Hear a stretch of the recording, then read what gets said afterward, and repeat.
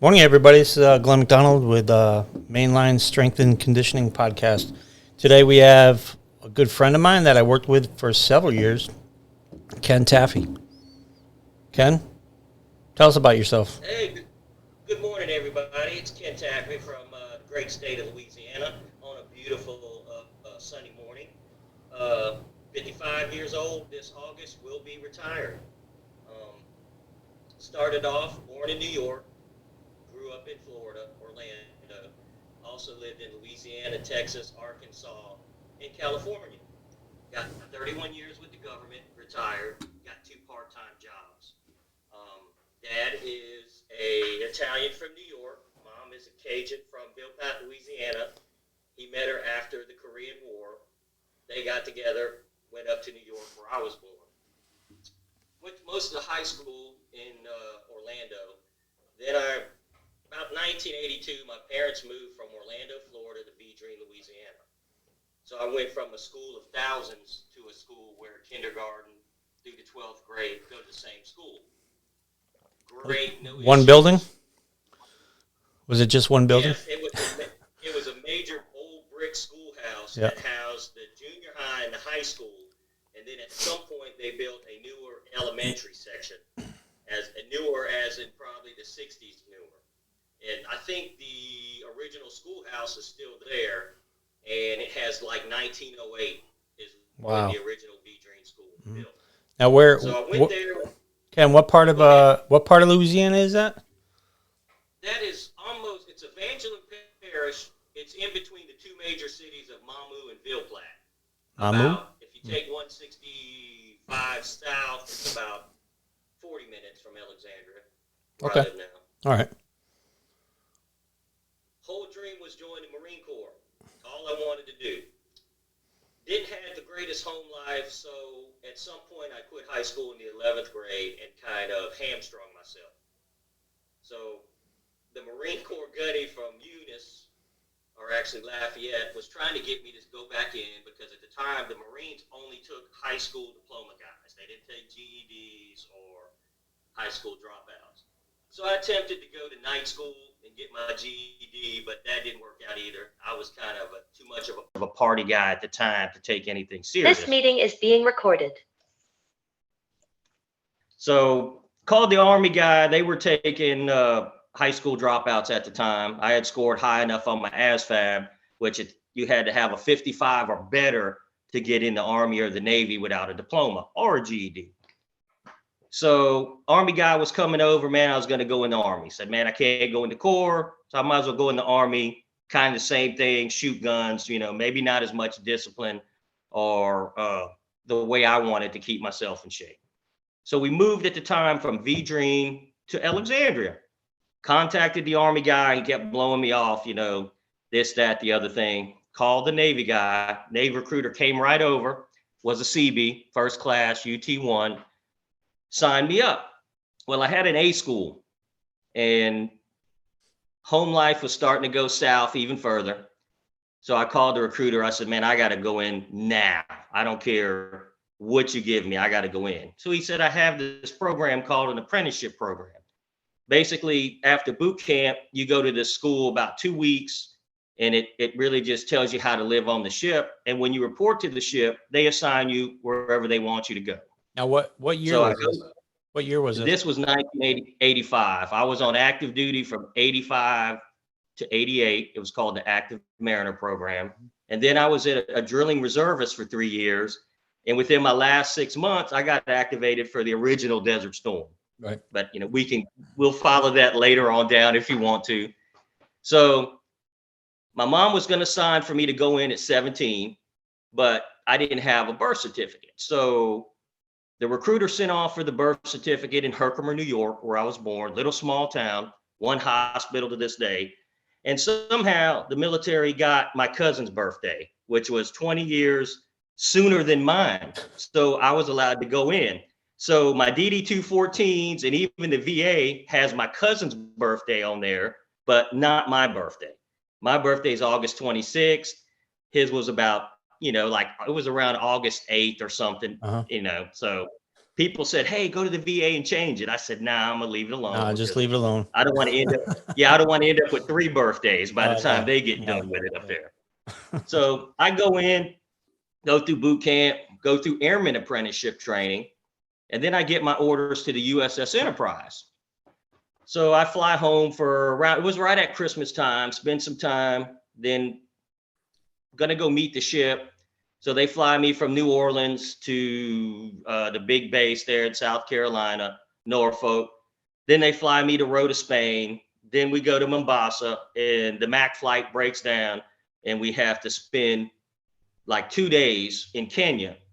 They actually put us up in like the Kenya Hilton, and the embassy that got bombed later on in the years footed the bill. And there's a funny story there towards the end if you want to get into it about some E3 and belows acquiring a bill that the officers had to pay at the hotel that the embassy wouldn't pay. So they flew me from there to Diego Garcia. I was like an E2. So I kept getting bumped off the flights out by people with a higher rank. Right. So I love Diego Garcia. I spent, I don't know, almost a month there. I actually moved into a hooch with a boatswain mate, E6, who was there. And my job was to get up every morning and change the charcoal in the pits and rake the volleyball courts. Wow. Done. Tough I duty. iced the beer down. I said, Tough duty. Yeah, I'll take this. hanging out in shorts and t-shirts all day, right? Correct. Because there wasn't many Navy guys there. They were mostly, for some reason, divers. But the British Marines were on one side and we were on the other. Our Marines were on the other. Mm-hmm. And the Enterprise got orders to go through the Suez Canal and bomb Libya at the time. If anybody remembers crossing the line of death statement by Gaddafi and all that other stuff. So they flew me on board the aircraft carrier. I actually landed on the carrier in a VS-21 anti-submarine plane, which was pretty interesting, you know. So we get on board and, you know, we're running through the flight deck and everybody runs down to personnel and they're standing there and they go, okay, what's your name? You know, they go through who just got on board and I go, I am Seaman Apprentice Taffy.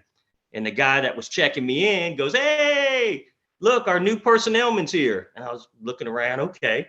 So what happened was when personnel got to pick a name, an Italian guy picked the names and he saw my Italian last name. So by fate or whoever, I was supposed to probably be from the up there on the flight line down into personnel. Mm-hmm. So I went to personnel for about a year. And then I transferred to ship's admin office and worked for the XO. And I took my third class Hawaiian 3 test and blew it out the water about 30 points and never went to the A school. Nice. 3 years. Go ahead. No, good. 3 years went by. 3 years went by and it was like, do I want to stay in this? Do I don't? Was getting great evaluations. They were offering me whatever I wanted to stay in. And one of the biggest influences of my life was the old senior chief in my office. He was a YNCS, Vietnam veteran, Purple Hearts, just all kind of ribbons. And he actually probably taught me more how to be a man than probably my actual father did. This guy, he could get up at Treasure Island, if you're familiar with NAS Alameda. He lived on Treasure Island, which is the island in the middle of the bay. He would be on the ship by 6 o'clock in the morning to make sure you picked up the messages for the XO to review, which meant I don't know what time he had to get up, but that's a good haul. Yep. So I decided, hey, I'm going to get out and see what civilian life is like. So I get out, make some friends around town, and 3 of us end up getting a house that my buddy's dad owned that we rented. Now you went back to Louisiana?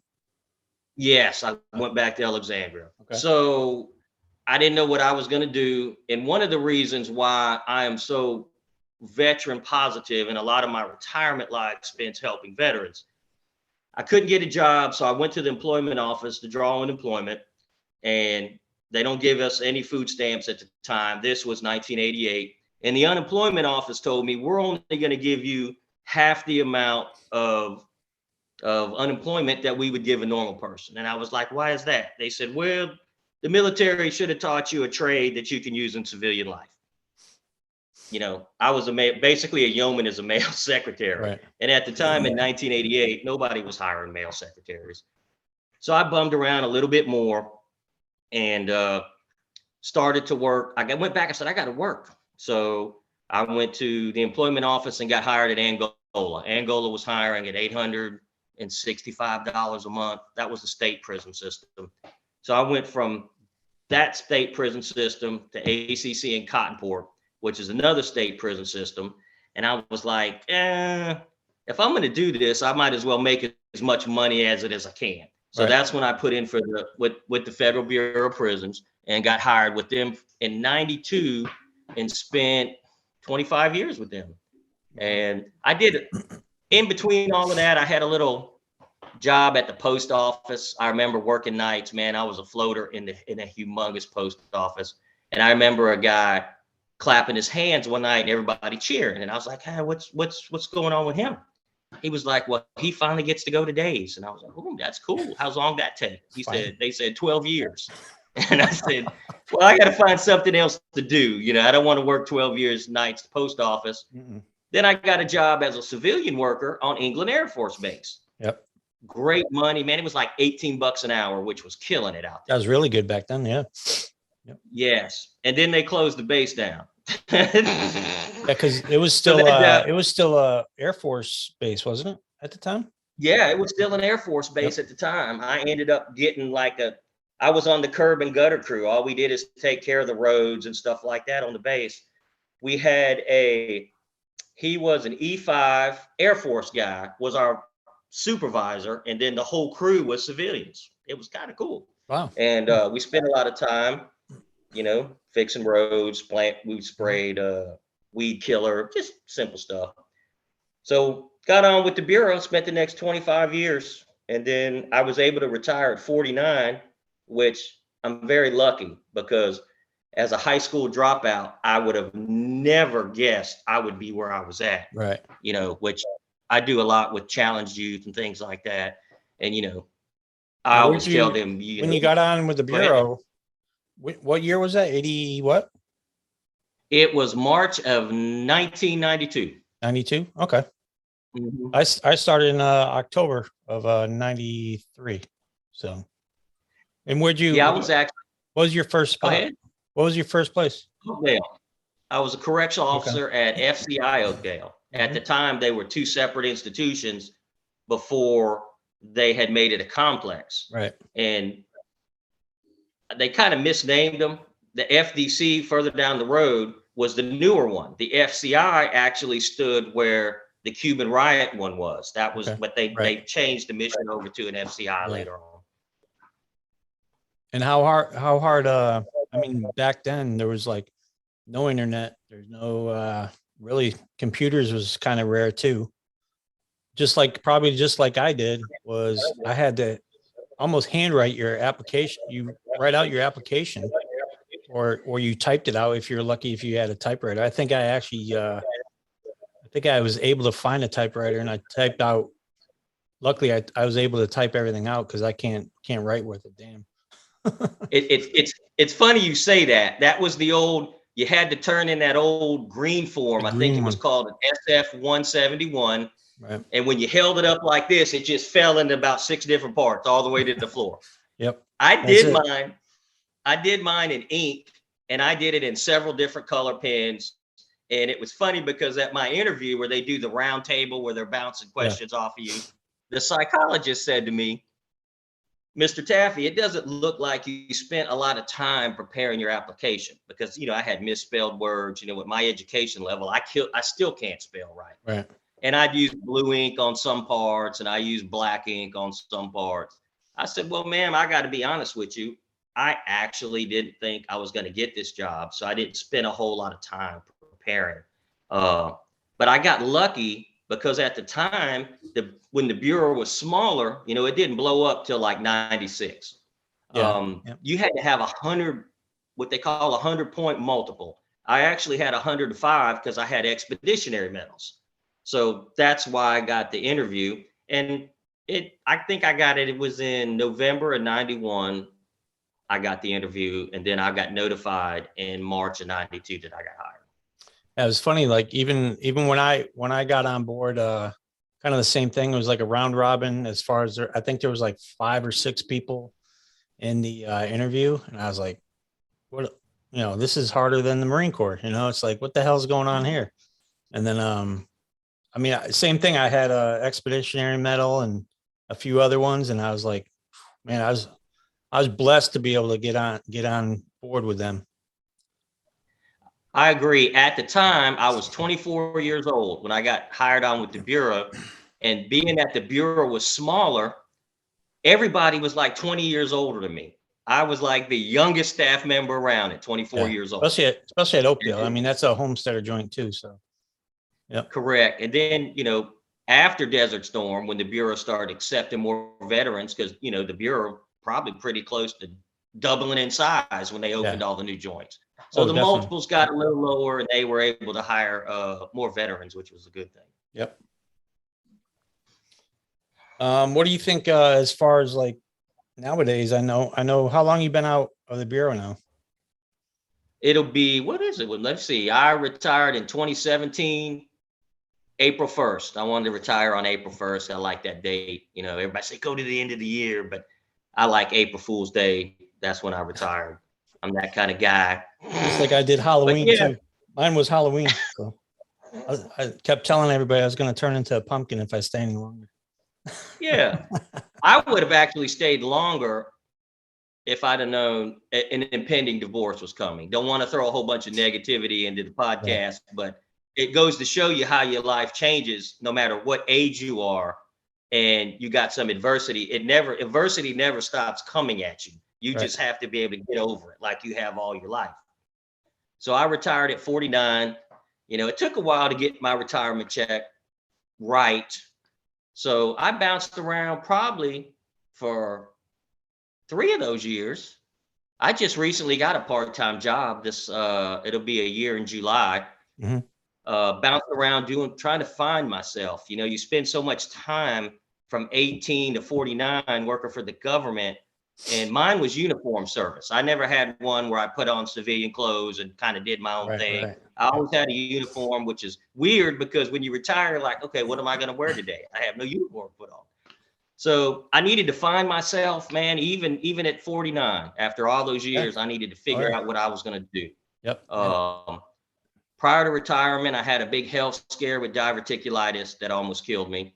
And I had 22 hours of sick leave saved up. Man, I've never been a sick leave user, which I ended up having to use at the end, which, nowadays, sick leave, nobody saves it. So almost everybody who has an extended illness has to go to the leave bank or not get paid or whatever. Right. But I had those 22 hours, man, that I didn't miss a paycheck. And I still had some at the end that I could use on my way out the door for a check. So I do a lot of volunteering time. For a while, I did a lot I was the Veterans Affairs representative for the Red Cross, all non-paid. So I would go up there in the capacity of the Red Cross at our VA hospital here in Pineville, Louisiana, and try to do as much as I could for the veterans. And then I ended up getting a little stronger in my faith and finding the Knights of Columbus, and that takes up a lot of my time. And I do the same thing with them. I am the Knights of Columbus rep at the VA hospital. Right. And, Gandhi has a saying that I love, and I'm probably going to screw it up here, that says, if you're searching for yourself, or if you're looking for yourself, look in the service of others. I mean, that's not it, but that's kind of what it is. So I tell people all the time, man, you go up to these VA hospitals and see our brothers up there. Even you don't have to belong to a service organization. You don't have to belong to the Knights of Columbus or the VFW or the AMVETS. They take not only veterans, but regular people for volunteers. You might go up there one day and push veterans around in a wheelchair from point A to point B. You might go up there and drive the van. They're always looking for somebody to drive the VA van to pick up veterans from their house who are homebound and take them over to the VA hospital. Now in Orlando, they got a bus, but when you get out in these rural places like Louisiana, Mississippi, that bus don't run. So those guys still got to get up there somehow, and girls. So, man, even if you do nothing but do the one in Alexandria there? Do the VA hospital? Even if you don't have to do anything, man. They're so happy to see somebody. We have a a retirement home, old folks home, veterans home here in Yeah. Alexandria. Where basically once these veterans go in there, they have nobody and they're going to die there.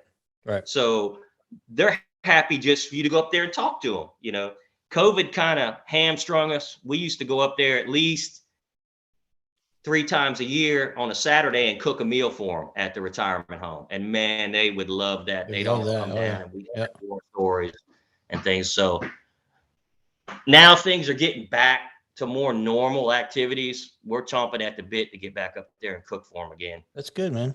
That's good. I bet you love doing that too. Yeah, because you know, you see the smile on their Yeah. faces. Right. And like me, I really don't have anybody. You know, both my parents are gone. I have no brothers and sisters. Mhm. They do have some from my parents' previous marriage, but none in the household where I grew up.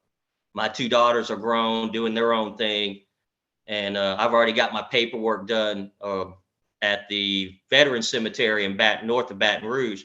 You know, because there's a real chance I'm that guy in that home. There's nobody for me to rely on. You Right. know, if something would happen to me. Right. So I would hope someday somebody would do for me like I'm doing for them. You know, That's good, man. we need to look out for That's good. them. Mm-hmm. Oh, all right. So let's get back to the BOP. All right. I know with all your experience, I mean, I worked with you at USP Pollock. What'd you do? What'd you do when you were at Pollock? You're a counselor, correct? Yeah, well, when I lost my house in Beaumont, I was living in Bridge City in 2008 when Hurricane Ike hit and destroyed Bridge City and a lot of Southeast Texas.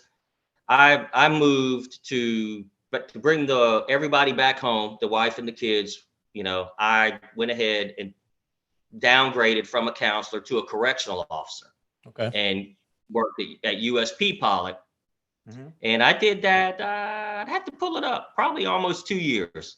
And then a counselor position came open at Oakdale in the SMU, which is the special management program, which is kind of a stopover in between a penitentiary and the ADX. You know, because the ADX is kind of full and penitentiaries are kind of full. When you get a guy who's like too bad to stay at the penitentiary and they don't have a place for him at the ADX, they send him to the special management program, right, to try and get him to go back down. Maybe we can do something with his behavior and send him back down this way. Or if it gets worse, we have to send him this way. Well, they had an issue keeping counselors because it was a low facility that now had a lot of max security. Violent inmates, yeah. So I told him, man, I'll take it because I wanted my counselor back because I was a counselor. You know, I've been a correctional officer. I've worked in receiving and discharge. Mm-hmm. I've been a laundry foreman and a counselor. And I've had a ton of collateral duties. But I wanted to get my counselor back because I was trying, you know, based on your high 3 with us is what your retirement's going to be. So I said, man, I'll take it. And I went to that SHMU program. And out of my 25 years in the Bureau, that was my best 4 years. And if Nate had never closed the one at Oakdale, I'd have never went back to Pollock. Yeah, right. I would have stayed there and done that thing, man. I got employee of the year there. Not that I was looking for that, but I mean, I found my niche for about 4 years of the best time in my career. Nice. Yeah, I always remember, man. I always look back. Like I know just about a month ago, you put that picture up of me and you teaching a class. I was like, man, that just brings back so many memories, so many good memories. You know, it's like, wow. Yeah. It feels like a lifetime ago, but it wasn't. It was, man. You look at those pictures and see how we look. Yeah. I tried to do the ICS thing when I got out because, you know, I ended up being the lead regional instructor.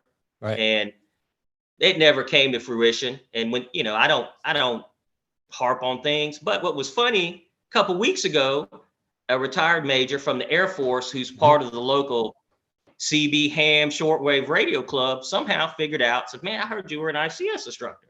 I said, sure, man. He said, could you teach us some classes? I said, yeah, I can teach them. I said, and we kind of went over what they needed. Wow. And the local emergency preparedness officer, you know, I had to send them my qualifications. And I guess they said it was okay because the major contacted me and said the class is a go. And they were like, well, how much do you charge? I said, man, I'm not going to charge y'all nothing. Most of y'all are veterans anyway. So why would I said, but I have one. Yeah, I have one request. I'm kind of an antique guy, and I like old radios. I got an old Philco 1930s radio that I just redone and put a Bluetooth speaker in. Well, a friend of mine gave me a 1950s 3-band Plano. It's AM and 2 short waves. Well, the back of the radio has got a weird jack that I need to figure out how to put an antenna in to catch the short wave. Right. So these guys are going to help me with that. So it's going to work out great. Oh, that's great. That's great. Mm-hmm. All right. So I know when you were with the Bureau, you were pretty physically active with a lot of things. I know you're part of the special operations team.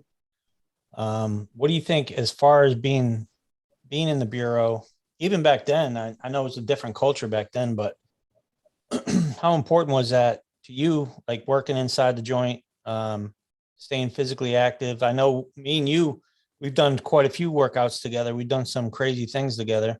What do you think? How important is that to you, and how important you think people should take that every day to work? Because I know my last few years in the Bureau, I've seen some people come in. I'm just like, hey man, I actually pulled, when I was captain at Chicago, I actually pulled a few people on the side. Hey, I don't think you're going to make it. And I'm not talking mentally. I'm just talking physically. This job is going to eat you up if you just keep eating cheeseburgers all day long. I mean, some of the people that work there now, I'm just very surprised. It's a very important part. And, I remember starting, when I joined the Navy in 85, I was like 130 pounds with a 28-inch waist. At my biggest, I was like 215, a solid muscle. I never took any illegal substances, messed around with creatine and protein and things like that, And, I found over the years, you can read Muscle and Fitness and all these other things, but you got to find out what works for you, because me and you got two different body types, so we could do the same exercise and take the same supplements and get different results. So you got to figure out what works for you. But it's very important, because me being in the shape I am was probably one of the major reasons why I recovered from diverticulitis. I had to wear that colostomy bag for 6 months. I went to work inside the prison wearing a colostomy bag for 3 months. And if I wouldn't have been in that kind of shape, because I ended up getting septic and having blood clots and everything else, and if I wouldn't have been in that kind of shape, I probably wouldn't be doing this podcast today. Right. Plus, in the last 2 years, I don't know how many funerals and wakes I have been to of Bureau staff members that within a year or two of retiring or dying. Right. Of heart disease, diabetes, stuff you could beat. Diabetes, if you catch it early, you probably could change your diet and your habit a little bit. I'm not a big medicine guy unless you really need it. But yeah, after my being sick with the diverticulitis, man, I'd lay in the hospital bed and stretch one of those rubber bands. I'd start moving, wiggling my toes, and then until I could walk. And then I ended up, at Pollock, I was working out before I actually went back to work with the colostomy bag. There's things you can do. Never are you defeated unless you want to be. Well, I've seen a lot. I used to, towards the end there, like you said, there's a lot of guys in, man, that have veterans coming in just totally out of shape. And I used to joke with them, because my duty belt stayed in the same notches when I retired in 2017 as it was in 1992. I never had to let that out at all. So I would joke with them all the time, trying to get them in better shape. And there was a few that went to the gym and took it serious. Right. The SORT guys, and then, with the creation of a real disturbance control team, and not just the first 20 people that came in the door you threw a bag at. Yeah. Kind of got camaraderie going, and hey, we're going to go to the gym, but all that's only good as the person who's leading it. Mm-hmm. If you're the lieutenant or whoever in charge, and you don't lead by example, again, I'm not trying to be negative, but the guys and girls follow you. If you do a gym day, or you're in great shape, or you do what you do, more than likely the team members are not forced to be on a team. So they volunteer. So they already have some kind of oomph in them to want to do this. So you can just guide that in the right direction. But yet, I try the physical fitness is great with me. When I got on the ship on the Enterprise, it was a 5,000 manned aircraft carrier, and they had a gym a little bit bigger than this living room. Right. It was And tiny. I remember it was small, and Right. when the ship was at sea, the weights would roll around. But when you're on a 6 or 8 month deployment, you work 12-hour days, 7 days a week, 6 in the morning, 6 at night, no days off. So you did certain things. You worked out, you ate and gained weight and watched TV, or you gambled. There wasn't a whole lot to do. It was almost like a prison setting, but it wasn't a prison. I don't want to say, hey, he called the Yep. Navy a prison, but that's basically, you couldn't go nowhere. You couldn't do anything else. You were limited to what you can figure out what to do in your spare time on the ship. So yes, I'm all for some type of exercise, move. I remember at the time, my ex-wife's class had wrote on a sheet of paper when I was laid up in the hospital. They had get well soon and all this other stuff. I still got the paper, and one kid in the middle in big letters wrote, "Keep moving." And those are the biggest 2 words you could tell anybody, because your body's like a plant. You don't do anything, it degrades on its own. So the keep moving, man, some kid in junior high gave me 2 words that motivated me more than probably anybody else in my life. That's great, man. That's great. What do you think? I know you've been out for a minute, but what do you think some of the new staff should be doing that they're not? I mean, I know it's of course, we're in our 50s now, so the generational gap is one thing that we can't control. But I mean, you see it on the news, you see it everywhere, and you're just like, what the hell's going on? And it's funny, one of the reasons why I started the podcast is to try to get people to understand that, hey, okay, we can lock up all these criminals, or we can let them out. We can let them out of jail. But guess what? You forgot about that person that works inside that prison, or that county jail or state jail, whatever it is. You forgot about that person that actually has to deal with this individual who just raped somebody, or shot up a bank, or did something crazy, or is coming in high as hell on drugs and just strung out on everything. And I know with my experience, and I know with you too, because I know we've been in some physical altercations together, putting some inmates on the ground. What do you think some of the staff nowadays should be looking at to do? I mean, one thing I wish I started it earlier. I don't even want to call it jiu-jitsu. I mean, I have no idea what the hell I'm doing, but I'm trying it. It's more like a grappling thing. I know I'm not any good at it. My old bones keep cracking and going the wrong directions, but I'm going to keep trying it just for the hell of it. I wish I did it earlier in my career. I mean, it would have helped me in a couple of incidents. What do you think they should do? I say the same thing. This jiu-jitsu thing appears to be wonderful.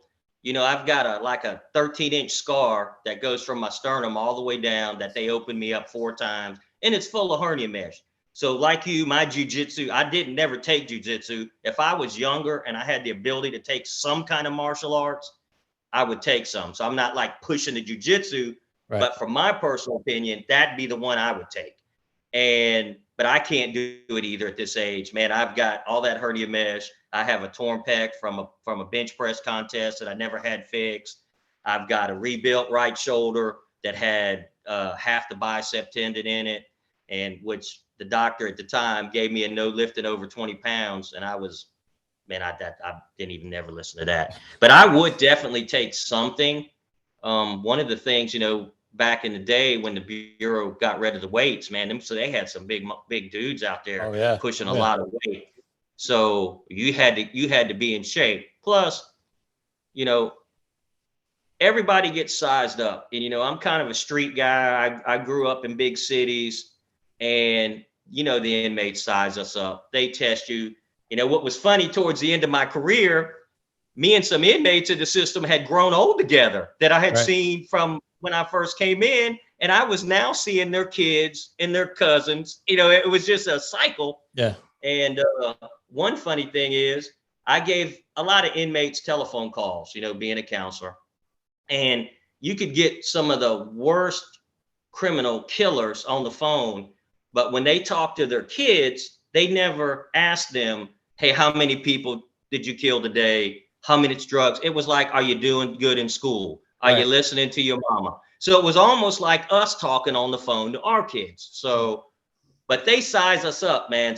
So if you roll in there looking like a marshmallow, you're going to be a mark. There's an old saying, it smells like a rose, looks like a rose, it's a rose. Well, if you go in there looking soft and acting soft, they're going to perceive you to be soft, and you're going to have a little harder time, and you're going to get tried more. Oh, yeah. But eventually, if you stick around, because I talked to a lot of guys at one of the institutions I worked at, I could actually say, if I had to rate the institutions, and I'm not going to give no names, horrible compared to another institution in the same state. It was like working in Alaska or working in Hawaii, in the same state. But anyway, those young guys, those young veterans just coming on in their 20s, and I was in my 40s in the gym, and they would be so distraught. And I would talk to them. They would be ready to quit.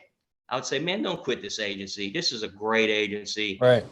Your careers have ups and downs, at the same institution. Yeah, you could be the same institution. You could be the stellar guy. Well, let a different supervisor come in, and all of a sudden you went like this, and you don't even know what happened. Personalities. From a hero to zero, real quick. Yeah. So I would tell them, man, don't judge our agency by this institution. Spend your time here, move on. Yep. But it's a great agency, man. It gave me a great life. But I'm like you, the jiu-jitsu thing, I think the agency, and this is my deal. I remember when we were young and people would tell us, I used to walk, 20 miles to school in the snow with a candle. And, and towards the end, I'm kind of a open-minded guy when it comes to things. Everything don't need to be in the box, and situations change. Of course, I'm a big saying guy. And one of the sayings is, if you're doing something the same way for a period of time, you're probably doing it wrong. And I kind of can't put the way I did things on this new generation because they grew up different. So I have to have an open mind with them, whether it's good or bad. But the agency as a whole is going to have to find a way to train these people to get the mission done. And because you can't just pick and choose who you want. We're already having the staffing issues. But so the agency is going to have to come up with ways to make the mission and the staff work. And I think, I was a self-defense instructor years. And our kind of, what was it, Kodagashi or our Sankyo? You never use that in a situation. Did Aikido. Yeah, never did that come up where I used one of those moves. Never. Nope. But if we taught that, and then we kind of went away from it to where we showed a video or talked and everybody signed off. Yeah, that's all it was. Yeah. Communication. It used to be a whole day of it, and you had your partner in there and you throw them to the mat. Well, people started breaking bones and they're like, we got to slow down on that.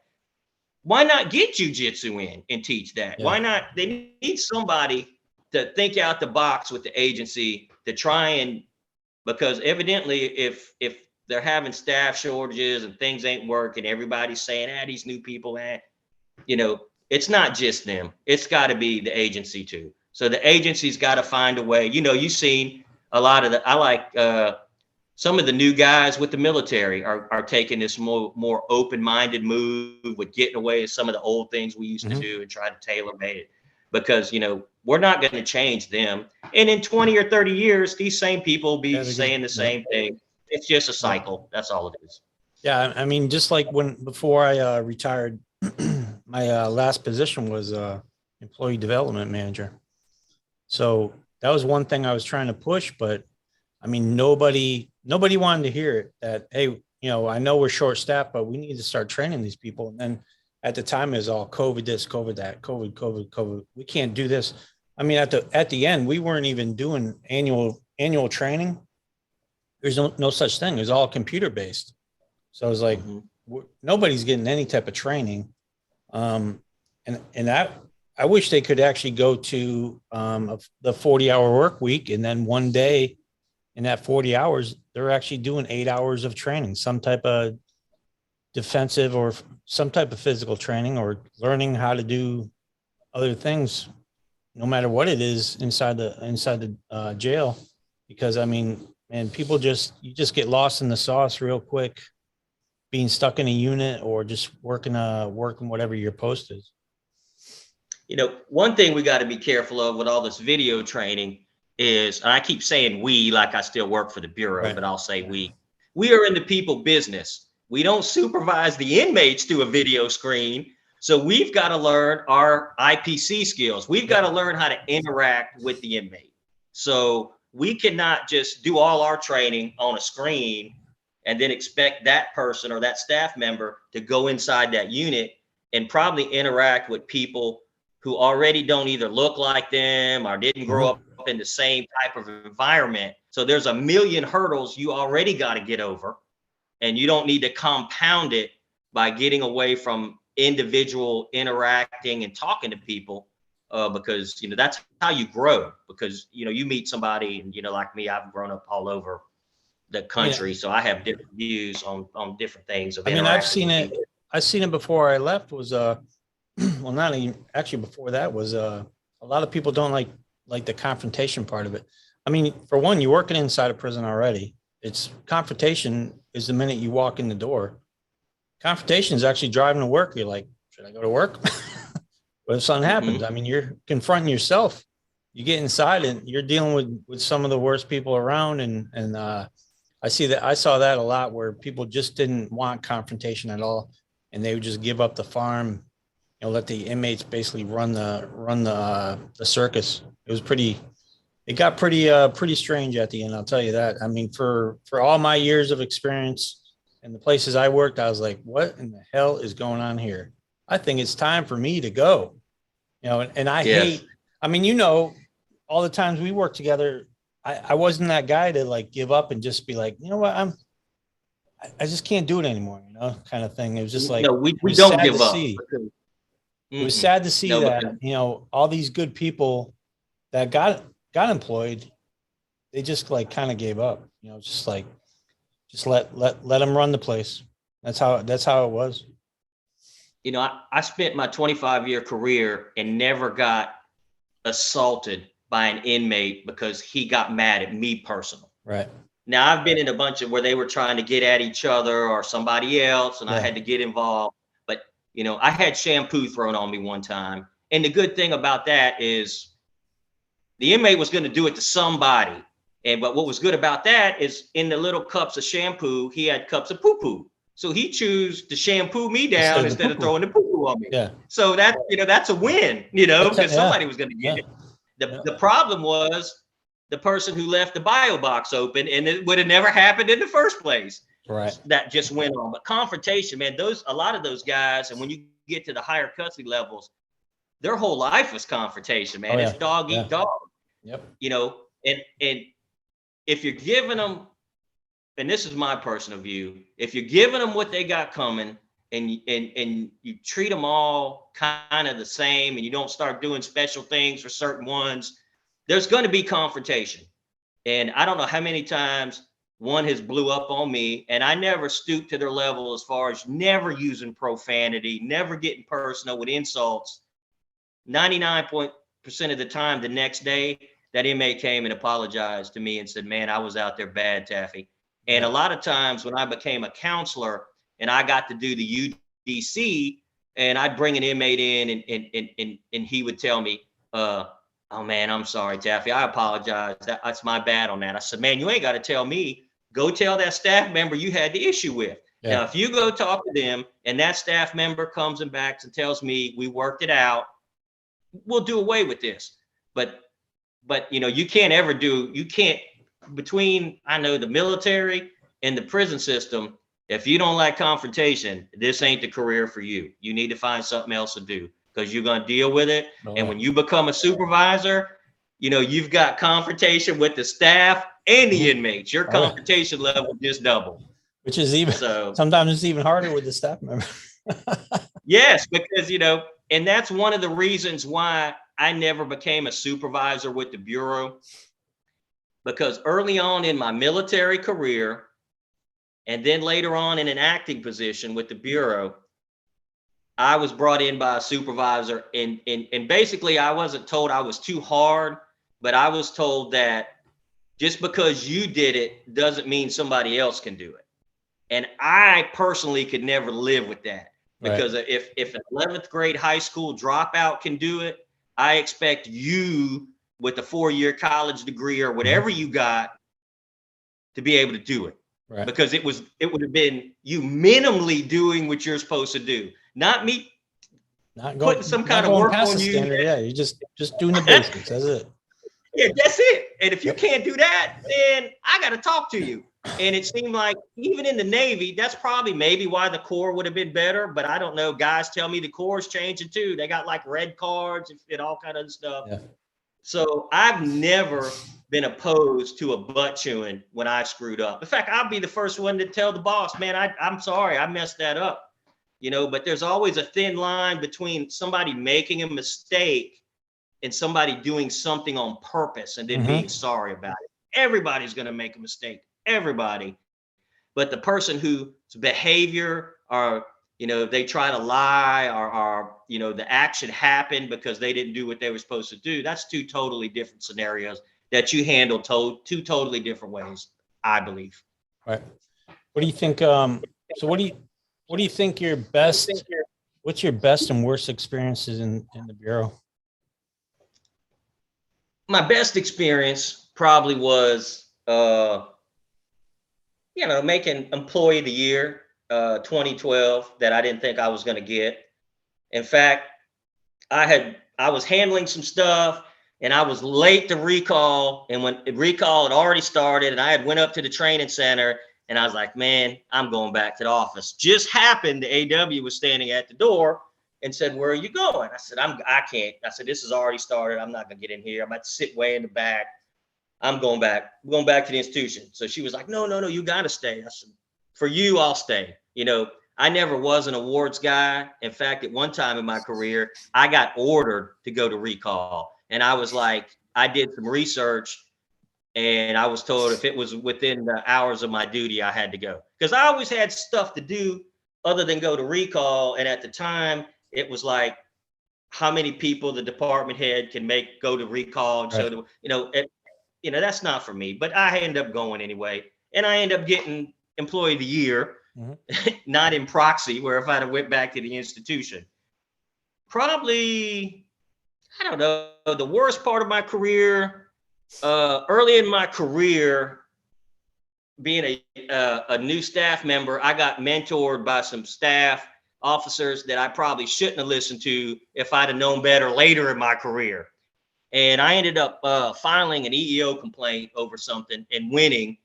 And for years, I couldn't leave Oakdale. And then I put in for a lot of those new joints. And you got marked, huh? Long story short. Got on that blacklist. Yes. And in fact, it went as far as somebody telling somebody else that I had got a DUI that I didn't receive just so I wouldn't get picked up at another institution. Wow. Which I got picked up at that institution because, it's easy to prove you didn't get a DWI. That's, but to see the level that somebody would go to try to mess up somebody else's career or life wouldn't be something I would do, if because you spend so much time on negative stuff, your mind's only so big. So if you fill it with negative things, then you can't put positive things in there.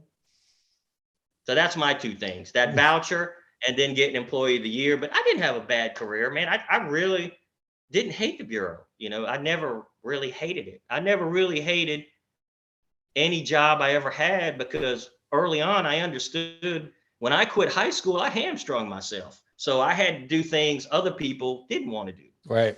And in the real world, eventually the boss has got to give the job to who can do it. Those certificates on the wall and all those other things you got is only going to take you so far. Your work performance is going to take you the vehicle to take you the rest of the way. Nice. All right. So now, how's retirement going? I know you touched on it earlier, but how's everything going for you? It's been about 5 years for you now. It's going great. I got 2 little part-time government contract jobs that I do, and I set my own schedule. I give them the days I can work and the days I can't.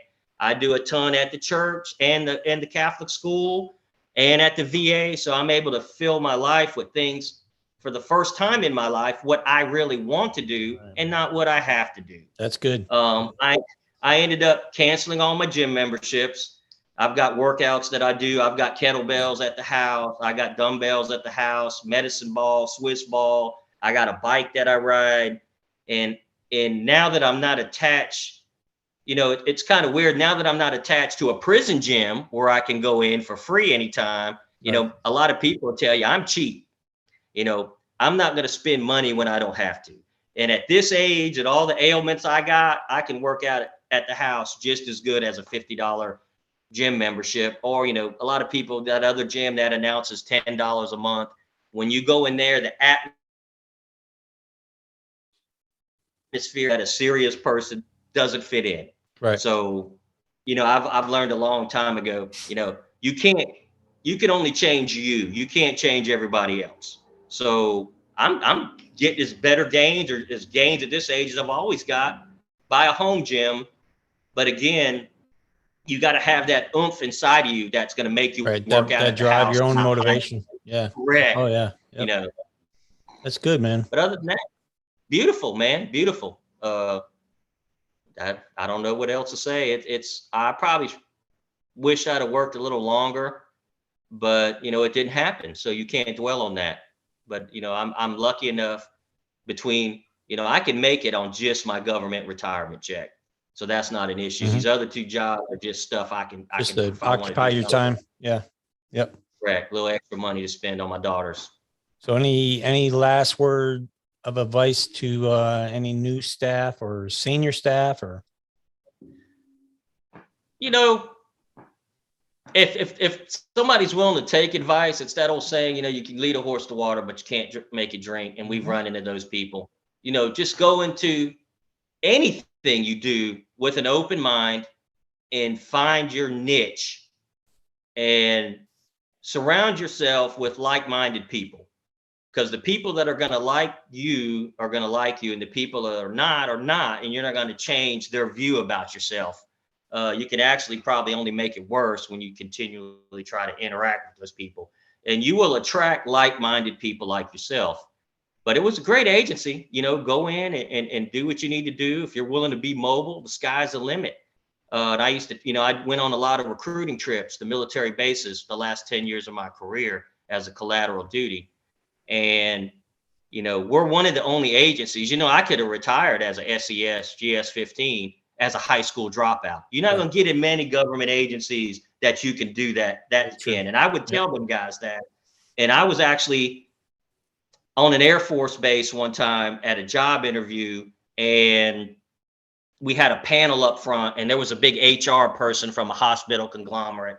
And one of the veterans separation from the Air Force asked the question, what advice do you have that you can give us that would allow us to assimilate in society better?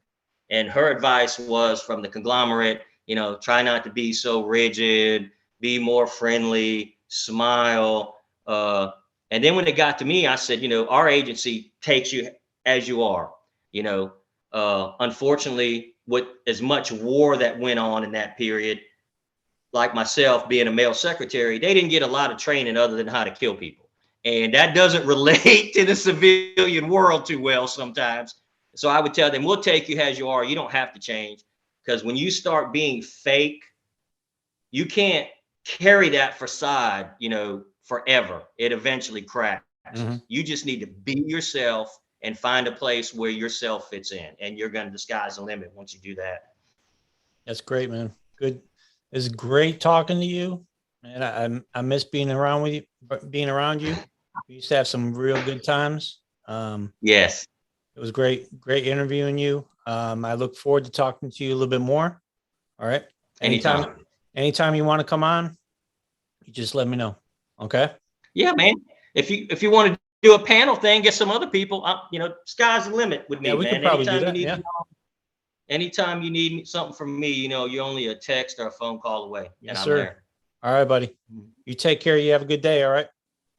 All right, brother. Bye-bye, everybody. Bye.